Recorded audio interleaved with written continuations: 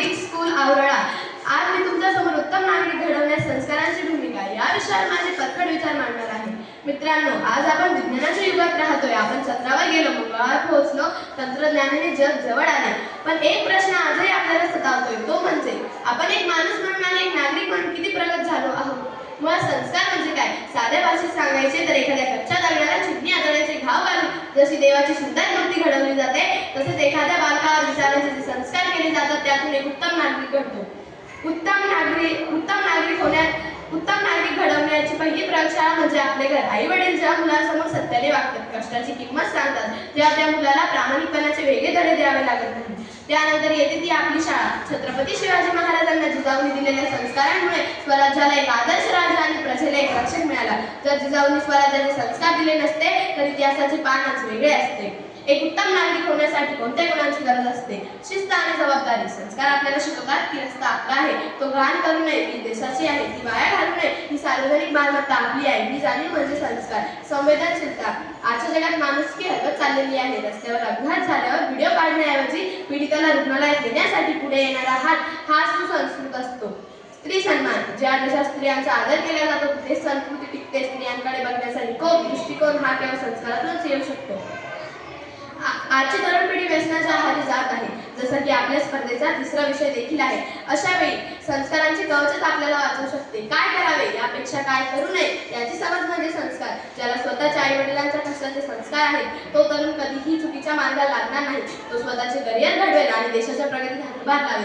संस्कार म्हणजे केवळ नम्रपणे बोलले नव्हे तर चुकीच्या वेळी नाही म्हणायची हिंमत, सत्यासाठी उभी राहण्याची ताकद आणि जबाबदारी स्वीकारण्याची तयारी.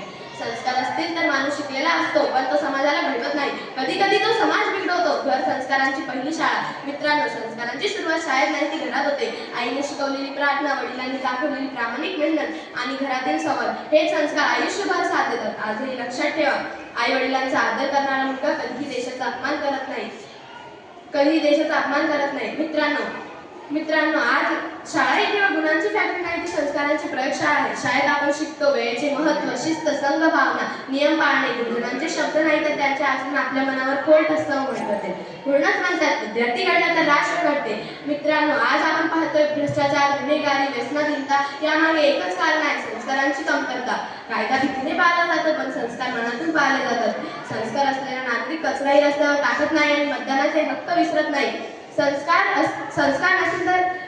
असलेला नागरिक कचराही रस्त्यावर टाकत नाही आणि मतदानाचे हक्क विसरत नाही. संस्कार आणि भारताचे भविष्य. मित्रांनो, छत्रपती शिवाजी महाराज, महात्मा गांधी, डॉक्टर बाबासाहेब आंबेडकर हे महान पुरुष संस्कारांमुळेच महान झाले. त्यांनी शिकवले देशावर प्रेम म्हणजे केवळ घोषणा नव्हे तर कर्तव्याची जाणीव. मित्रांनो, आजचे विद्यार्थी म्हणजे उद्याचे नागरिक आहे. आजच जर आपण आई वडिलांचा आदर केला, गुरुजनांचे ऐकले, मोबाईलपेक्षा पुस्तक निवडले तर भारताचे भविष्य कोण थांबवू शकणार?